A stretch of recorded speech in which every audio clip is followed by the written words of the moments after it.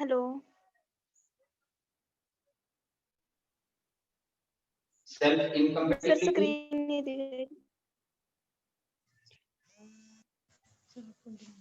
hypogamy, declining and sexuality.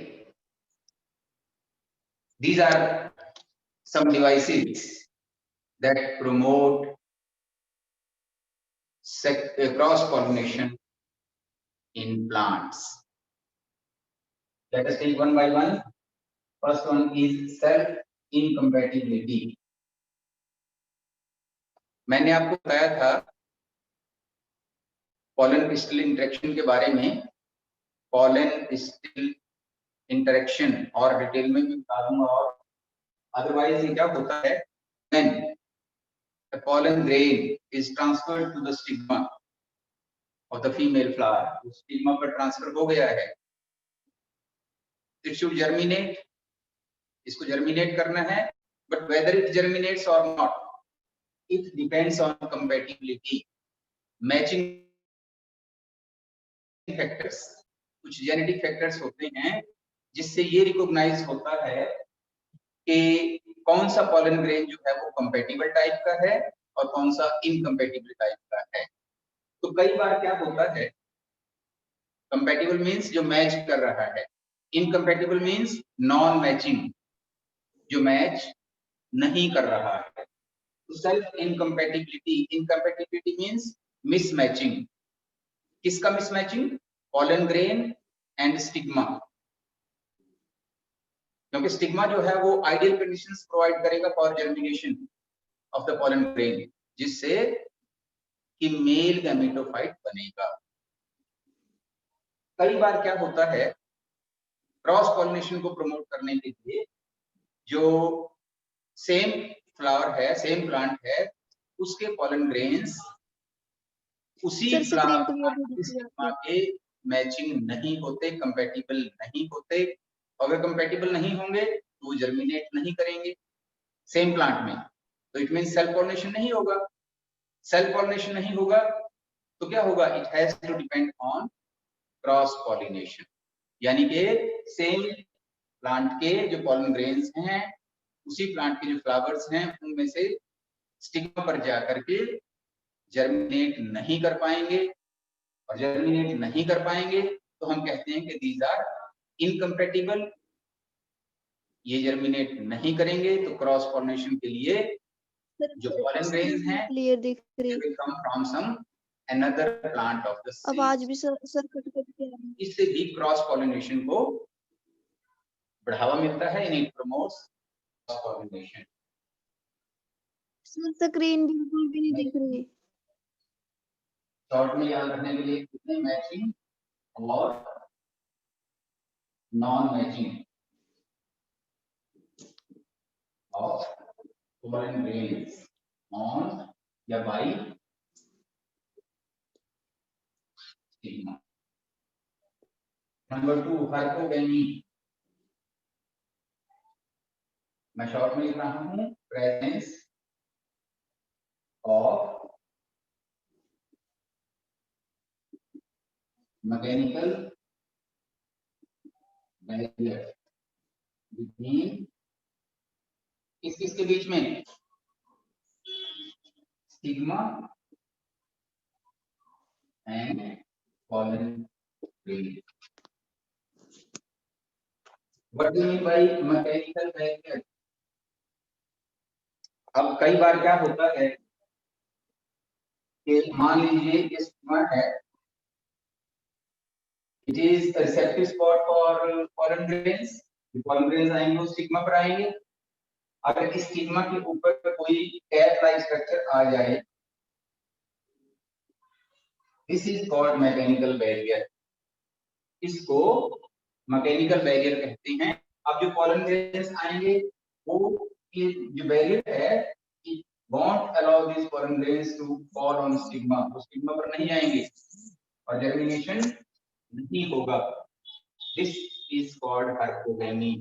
अब क्या होगा, फिर कभी ये जो मैकेनिकल बैरियर है ये ब्रेक होगा और किसी दूसरे फ्लावर से जो पॉलन ग्रेन्स हैं दूसरे प्लांट्स के फ्लावर से आकर के इसको पॉलिनेट करेंगे, यानी अपने ही जो स्टेमन्स हैं उन एंथर्स में से जो पॉलन ग्रेन्स हैं वो डायरेक्टली इसके ऊपर फॉल नहीं कर पाएंगे। Technically this process is called herkogamy, means in one line or in one word you can write down presence of mechanical barrier between stigma and stamen लिखें या stigma and pollen grain। Family Calotropis सभी ने देखा होगा, आग का पौधा, उसमें जो स्टिग्मा होता है, स्टिग्मा के ऊपर एक कैप प्रेजेंट होती है और वो कैप स्टेमन्स को पॉलन ग्रेन्स को स्टिग्मा पर फॉल नहीं करने देती, तो दिस इज कॉल्ड हर्कोगेमी। फिर क्या होगा, कुछ समय के बाद जब तक ये ब्रेक होगा इसके पॉलन ग्रेन्स अपने न्यूक्लियस पे डिस्पर्स हो चुके होंगे और वो डिस्ट्रॉय भी हो जाएंगे, ये भी तैयार नहीं है। तो इसके लिए फिर क्या होगा, दूसरे फ्लावर से पॉलन ग्रेन्स आएंगे और उसको क्रॉस पॉलिनेट करेंगे। तो ये जो हर्कोगेमी है ये भी प्रमोट करती है इसको क्रॉस पॉलिनेशन। एक और यहां पर ऐड कर देते हैं,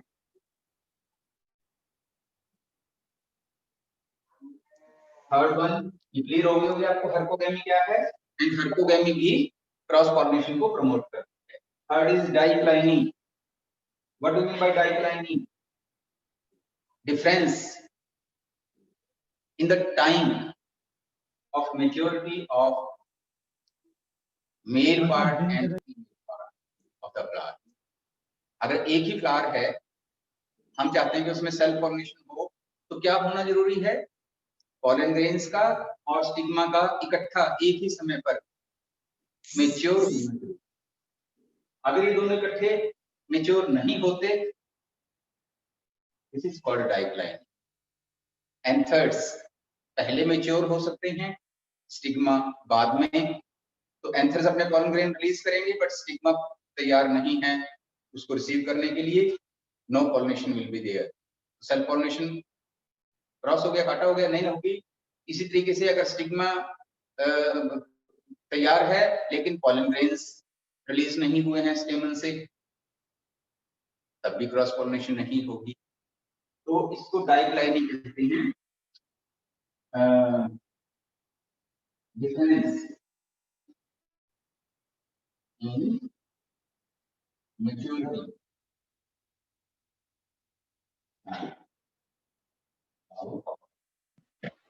stamens and stigma। Protandrous condition भी हो सकती है, प्रोटोगाइनस कंडीशन भी हो सकती है।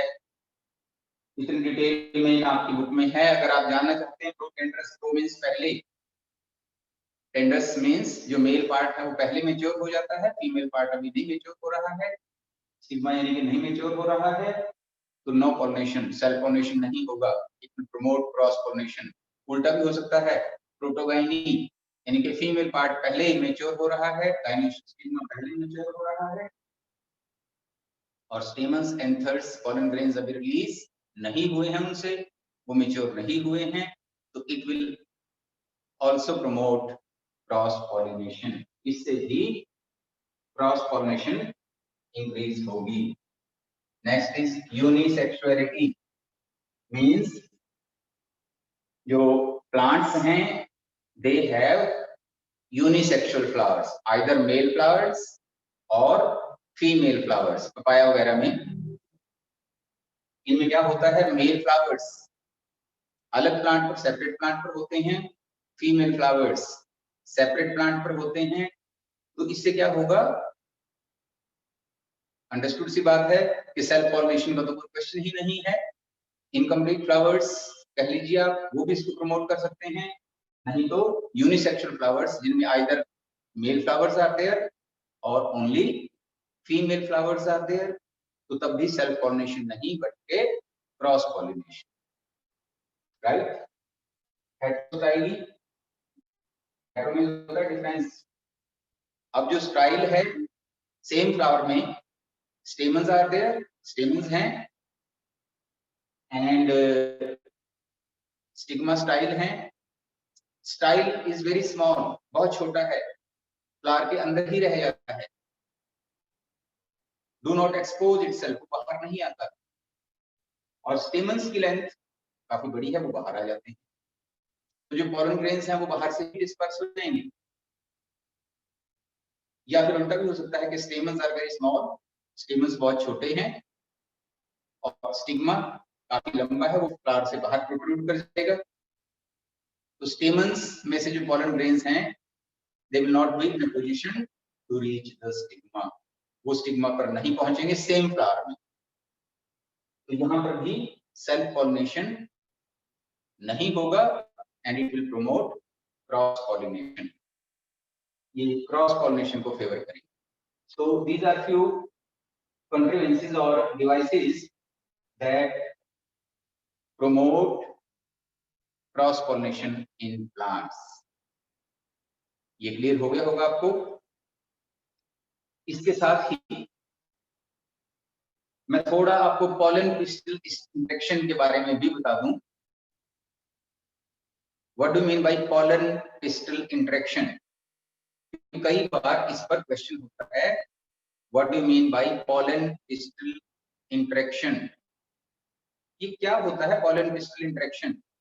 ये सारी प्रोसेस आपको बता चुका हूं, फिर रिपीट कर रहा हूं। बाय प्रोसेस ऑफ पॉलिनेशन, मैं हेडिंग डाल रहा हूं पॉलन पिस्टल इंट्रैक्शन। बात बहुत ज्यादा डिफिकल्ट नहीं है, लेकिन जब एग्जामिनेशन व्यू पॉइंट से हम इसको करते हैं तब कुछ पॉइंट्स का हमने ध्यान रखना है। क्या है ये पॉलन पिस्टल इंट्रैक्शन? कौन सी इवेंट्स को पॉलन पिस्टल इंट्रैक्शन कह रहे हैं? The events that start from germination of pollen grain on stigma, stigma के ऊपर pollen grain का जर्मिनेशन होना, pollen ट्यूब का बनना, दो मेल गैमेट्स का बनना, pollen ट्यूब की entry through the style into ovule, माइक्रोफाइल से या चलेजा में से या इंटेगुमेंट्स में से, जहां से भी एंट्री होनी है वो एंट्री करके ओव्यूल के अंदर पॉलन ट्यूब का एंटर करना, और फिर फीमेल गैमेट यानी कि एग को फर्टिलाइज करना, डबल फर्टिलाइजेशन का होना। All these events are covered under pollen pistil. The events starting from germination of pollen grain to entry of the pollen tube into ovule and fertilization, these events are called pollen pistil interaction। तो इसके लिए क्या है, as soon as the pollen grain falls over here, I mean on stigma, जैसे ही pollen grain stigma पे आएगा तो यहाँ पर स्टिग्मा जो है इसको रिकॉग्नाइज करेगा कि whether it is compatible और नॉन कंपेटिबल या इनकम्पेटिबल। अभी आगे हटाऊं आपको, मैचिंग है या मिसमैचिंग है। जो राइट टाइप का पॉलन ग्रेन है, जो जेनेटिकली कंपेटिबल है, उसको यहाँ पर आइडियल कंडीशंस मिलेंगी, न्यूट्रिएंट्स मिलेंगे, कुछ केमिकल्स रिलीज होंगे यहाँ से, that will provide nutrition to the pollen grains, और वो मेल गैमेटोफाइट में डेवलप करना शुरू करेंगे। जो रॉन्ग पॉलन ग्रेन्स हैं उनको भी स्टिग्मा आइडेंटिफाई करेगा और उनको जर्मिनेशन से प्रिवेंट करेगा। रॉन्ग टाइप मींस जो इस स्पीशीज के ना हो। मान लीजिए ये स्टिग्मा है हिबिस्कस फ्लावर का, और इसके ऊपर आ करके एल्दिया फ्लावर जो कोई और फ्लावर है उसके पॉलन ग्रेन्स अगर डस्ट नहीं है तो वो जर्मिनेट नहीं करेंगे, क्योंकि वो इनकम्पेटिबल हैं। तो इनकम्पेटिबल को जर्मिनेशन से प्रिवेंट करना और कंपेटिबल के जर्मिनेशन को प्रमोट करना, फिर स्टाइल के अंदर कुछ एंजाइम्स बनना जो इस वॉल को, इसकी सेल्स को डिसॉल्व करेंगे and make way for the entry of pollen tube into ovule. This is called pollen pistol interaction. ये 2 मार्क्स में कभी-कभी क्वेश्चन आता है, तो आपको डिफाइन करना है पहले इसको कि क्या है ये, और फिर इन 2-3 पॉइंट्स के कंपैटिबल क्या है, नॉन कंपैटिबल या इनकंपैटिबल क्या है, और कैसे उनको ये अलाउ करता है, ये आपको इसमें मेंशन। तो ये पॉलिमरेज इंटरेक्शन भी बहुत इंपॉर्टेंट है एग्जामिनेशन व्यू पॉइंट से। सेल फॉर्मेशन के कुछ अपने मेथड्स हैं, मैंने बताया था आपको, cleistogamy is one of them. Cleistogamous flowers, अगर हम डिवाइसेस फॉर सेल फॉर्मेशन करें, यहीं पे मैं लिखता हूं main devices for sale formation. Main हम डिस्कस करते हैं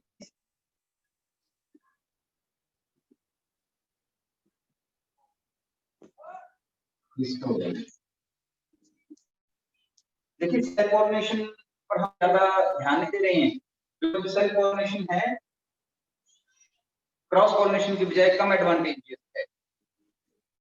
क्रॉस पॉलिनेशन इज बेटर, तो plants under nature also wants to perform cross pollination rather than self pollination. वो सेल्फ पॉलिनेशन नहीं चाहती, क्रॉस पॉलिनेशन को चाहती है, बिकॉज क्रॉस पॉलिनेशन से मैंने कल एडवांटेजेस में आपको बताया था, म्यूटेशंस होती हैं, नई वैरायटीज बनती हैं, कॉम्बिनेशंस होते हैं, जेनेटिक कॉन्स्टिट्यूशन चेंज होता है और उसको सर्वाइवल के चांसेस इंक्रीज होते हैं।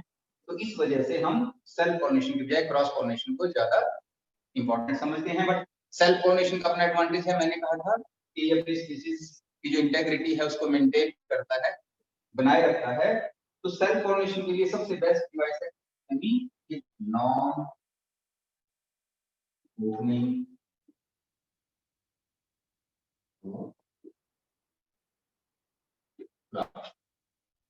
फ्लावर का ओपन ही ना होना।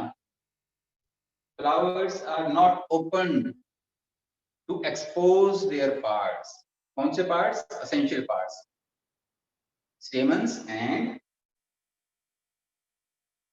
स्टिग्मा, स्टाइल, यानी कि गाइनेशियम और एंड्रोशियम दोनों पार्ट्स को एक्सपोज ही नहीं करेंगे, दोनों अंदर ही रहेंगे। तो ये तो एश्योर्ड सीड से फॉर्मेशन होगी, इससे तो सीड्स बनेंगे ही बनेंगे अब, क्योंकि अंदर ही मेरे पॉलन ग्रेन्स हैं, अंदर ही स्टिग्मा है, तो और तो कोई व्यवधि ही नहीं है, तो it will promote self pollination. Bisexual flowers हैं उनमें ही होगी, होमोगेमी होगी, मीन्स के डाइप्लाइनिक है, मोनोप्लाइनिक।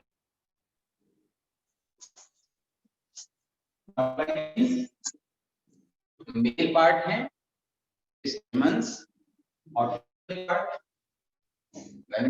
पार्ट स्टिग्मा वगैरह, वो दोनों इकट्ठे मैच्योर होते हैं। अगर इकट्ठे मैच्योर होंगे तो it will promote self pollination, इससे सेल्फ पॉलिनेशन बढ़ेगा। तो ये कुछ कंट्रीवेंसीज या डिवाइसेस थे जो प्रमोट करते हैं क्रॉस पॉलिनेशन को और सेल्फ पॉलिनेशन को। तो आप ज्यादा स्ट्रेस करेंगे, ज्यादा जोर देंगे, ध्यान देंगे डिवाइसेस फॉर क्रॉस पॉलिनेशन, इनकी लिस्ट बनाइए और एक को कुछ वर्ड्स में लिखिए ताकि आप इसको एक्सप्लेन कर सके।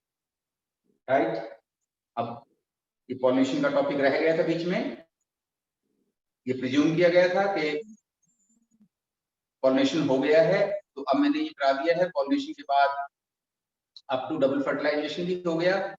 डबल फर्टिलाइजेशन से हमारे पास कल मैंने बताया था आपको 2 स्ट्रक्चर्स आर फॉर्म, और वो कौन कौन से थे? PEN और जाइगोट। अब इसके बाद हम स्टार्ट करते हैं पोस्ट फर्टिलाइजेशन के, इनको करेंगे, बहुत इंपॉर्टेंट है।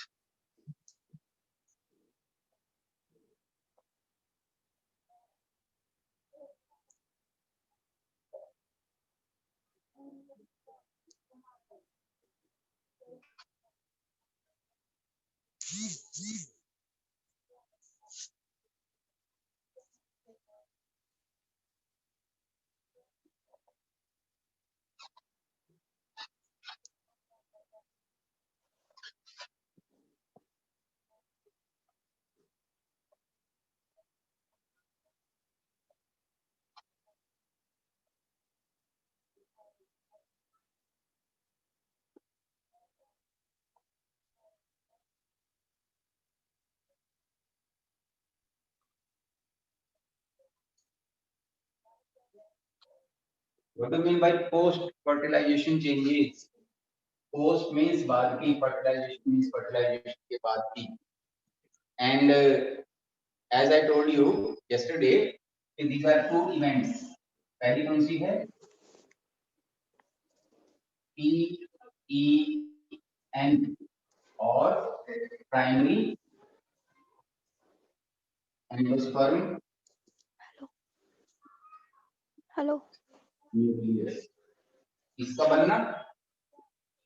और दूसरी है, सेकंड है, एक मिनट में ओपन करती हूँ ये सर का हो जाएगा। जाइगोट एक form. Minute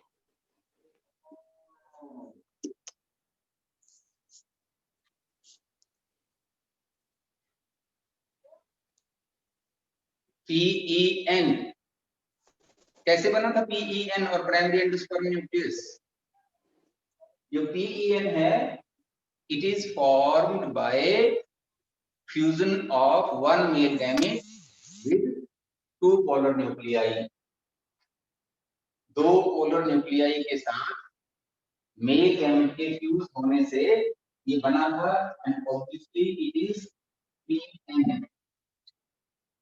2N polar nuclei में से आए हैं, N plus N, और third N from the male gamete, तो N plus N plus N, 3N. इसको ट्रिपल फ्यूजन भी हमने बोला था कि it is called triple fusion. And triple fusion का रिजल्ट है formation of primary endosperm nucleus. इससे क्या होगा? It will develop into endosperm. इससे क्या होगा? Develop into endosperm. एंड जो जाइगोट है, zygote is formed by fusion of N male gamete plus N female gamete, यानी कि egg, and it is genetically it is diploid. इससे होगी development of embryo. ये मैंने कल भी आपको बताया, फिर रिपीट कर रहा हूं. अब which one will occur first? पहले कौन सी होगी? Development of endosperm. ये पहले होगी. It will occur first because जो एंडोस्पर्म है, it will provide nourishment to the developing embryo. Nourishment का अरेंजमेंट नेचर ने पहले किया है. नरिशमेंट पहले इंतजाम होना चाहिए. जब कुछ एंडोस्पर्म बन जाएगा, उसके बाद फिर डेवलपमेंट ऑफ एम्ब्रियो स्टार्ट. तो एंडोस्पर्म फॉर्म लेते हैं. नंबर 1, इसी में डिटेल में बता रहा हूं आपको. Development of endosperm. अब आपने देखा है कि जो endosperm nucleoside is polyploid. Polyploid एक और टर्म मैं आपको बता रहा हूं, polyploid. What do you mean by polyploid? Haploid, diploid, polyploid, ये वर्ड्स से आप फेमिलियर होने चाहिए. हैप्लॉइड जिनमें केवल सिंगल सेट ऑफ क्रोमोसोम्स होता है सेल्स में, उनको हम हैप्लॉइड सेल्स कहते हैं. जिनमें टू सेट्स हैं, as case of zygote, two sets of chromosomes are there, one from male gamete and other from female gamete. एक मेल गैमेट से आया है, एक फीमेल गैमेट से, तो दिस इज डिप्लॉयड. और अगर मोर देन टू सेट्स हैं, इट इज कॉल्ड, 3 है तो ट्रिप्लॉइड बोल देते हैं. मोर देन 3 तो हम उसको पॉलीप्लॉइड. तो 3 को भी हम पॉलीप्लॉइड यूज कर सकते हैं. Having more than 2 sets of chromosomes. इसमें 2 सेट्स की बजाय 3 सेट्स क्रोमोसोम्स के होंगे, तो ये सेल्स थोड़ी ज्यादा विगोरस बन जाती हैं, ज्यादा न्यूट्रिटिव बन जाती हैं. तो इससे अब एंडोस्पर्म डेवलपमेंट होगा. कितने टाइप में, कैसे कैसे एंडोस्पर्म डेवलप करता है? एंडोस्पर्म डेवलप करने की फर्स्ट टाइप इज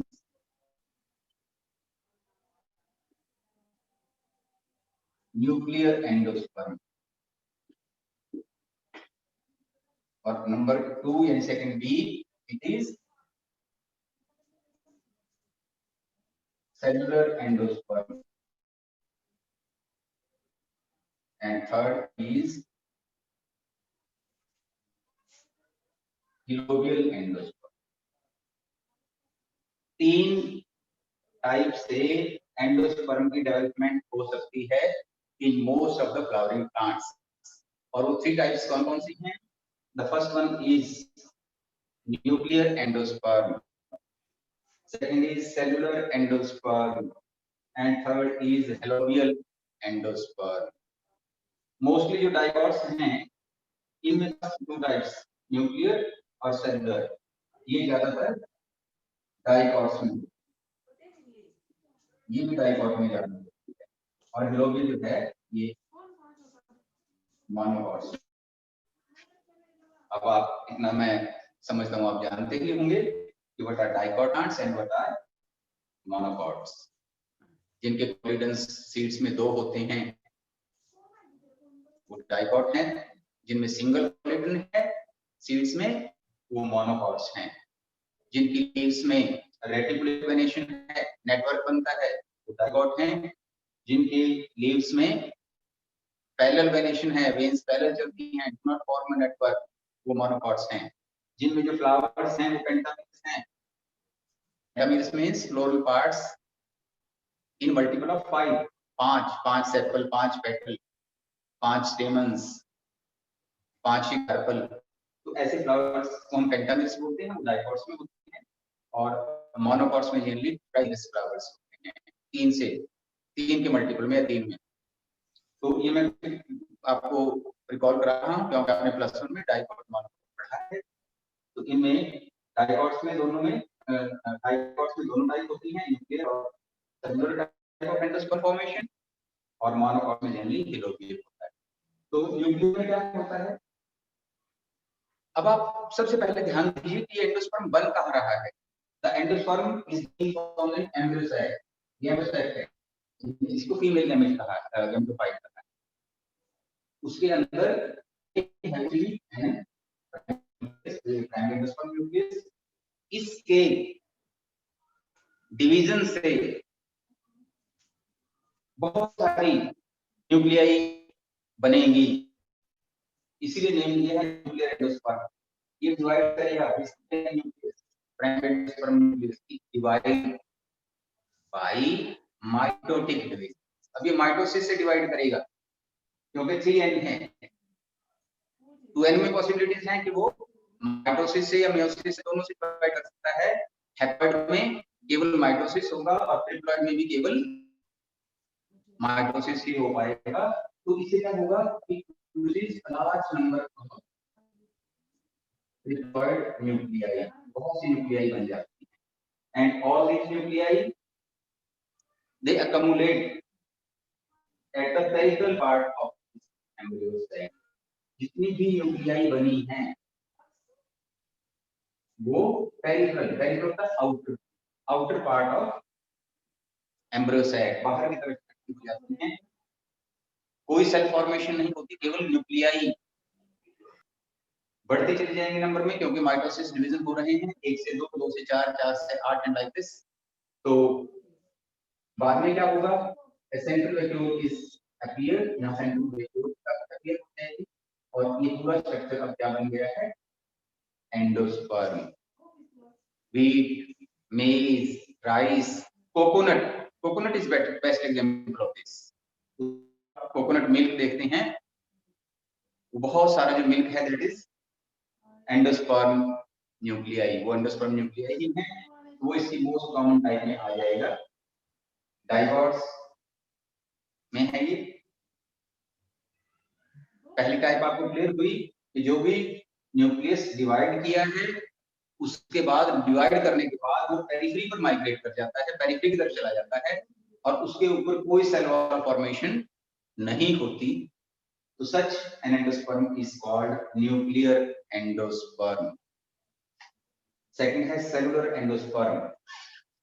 अब ये जो 3n न्यूक्लियस जैसे ही ये डिवाइड होता है, मान लीजिए इससे 2 बनता है, तो इसके ऊपर एक वॉल फॉर्मेशन हो जाती है, फिर 1 से इसकी फिर डिवाइड करेगा, फिर इसके ऊपर सेल वॉल बन जाएगी। इन जितनी भी सेल्स बनेगी, ये न्यूक्लियाई बनेगी, उनके ऊपर न्यूक्लियाई के ऊपर सेल वॉल भी, साइटोकाइनेसिस भी प्राप्त होगा। यहाँ पर तो हो रहा है कि स्टीरियोकाइनेसिस मींस केवल न्यूक्लियस डिवाइड करता था, यहाँ पर nuclear division is followed by cell wall formation. यानी जैसे न्यूक्लियस डिवाइड करेगा, 1 से 2 बनेगा, तो सेल का नंबर भी बढ़ जाएगा। जैसे ही न्यूक्लियस बना, इसके ऊपर सेल वॉल बन गई, साइटोकाइनेसिस हो गया, साइटोप्लाज्म हो गया। ये तो इसमें क्या है, सेल्स भी हैं और न्यूक्लियाई भी हैं। यहाँ पर केवल न्यूक्लियाई थे, तो सच एंडोस्पर्म और सेलुलर एंडोस्पर्म, इसको सेलुलर एंडोस्पर्म हम कहते हैं। और तीसरा है हेलोबियल। हेलोबियल, अब जैसे ये न्यूक्लियस, ये न्यूक्लियस डिवाइड हुआ है 1 and 2, इसके बीच से 2 बन गए हैं, इसके ऊपर सेल वॉल बन गई है, इसके ऊपर सेल वॉल बन गई है। लेकिन इसके बाद जो बीच का पोर्शन है, यहाँ पर केवल न्यूक्लियाई ही रहते हैं, इनके सेल वॉल फॉर्मेशन क्या हुआ इसमें, it's a mixture of the two, ये दोनों का मिक्सचर है। देखिए पहला जो डिवीजन है उससे सेल वॉल बनी है, 2 सेल्स में कन्वर्ट हो गया, बीच में वैक्यूल बन गई, अब ये भी सेल बन गई और ये सेल बन गई, बीच में जो वैक्यूल थी, इसके अंदर जो न्यूक्लियाई हैं, they are without cell wall, उनके ऊपर कोई सेल वॉल नहीं बनी है।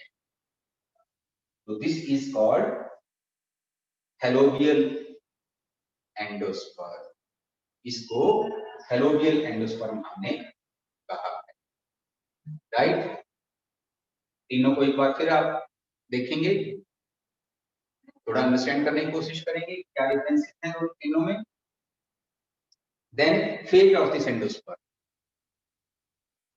मैं साइमल्टेनियसली आपको कि what is role of this, मैं आपको इसका रोल है नरिशमेंट प्रोवाइड करना, किसको, डेवलपिंग एम्ब्रियो, ये नरिशमेंट प्रोवाइड करे। सर स्क्रीन में क्लियर दिखाई दे रही, पूरे का पूरा कंप्लीटली यूज अप हो जाता है या कुछ वहां रिमेनेंट्स के रूप में बच जाता है, स्क्रीन नहीं क्लियर दिखाई दे रही है। अगर ये पूरे का पूरा यूज हो जाता है, क्योंकि ओव्यूल, मैंने आपको बोला था कि ओव्यूल किस में बदल जाएगा, ओवरी फ्रूट में बदल जाएगी, कन्वर्ट हो जाएगी, mature into fruit, ovule will mature into seed. Sir ji screen नहीं क्लियर दिखाई दे रही,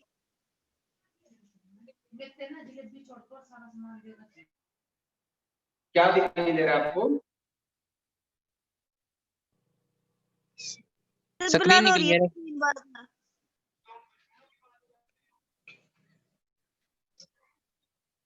मेरे पास सिस्टम सुनने के लिए नहीं है, बोलने के लिए है।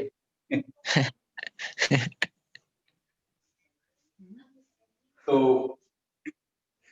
देखिए एंडोस्पर्म बन गया है, तो बनने के बाद अगर ये कंप्लीटली यूज हो जाता है, क्योंकि अब ओव्यूल तो चेंज हो जाएगा, कन्वर्ट हो जाएगा इनटू सीड, क्या उस सीड में एंडोस्पर्म है या यूज अप हो गया है, दोनों पॉसिबिलिटीज हैं। तो इनको हम क्या कहते हैं, मान लीजिए मैं फर्स्ट पॉसिबिलिटी को डिस्कस करता हूं,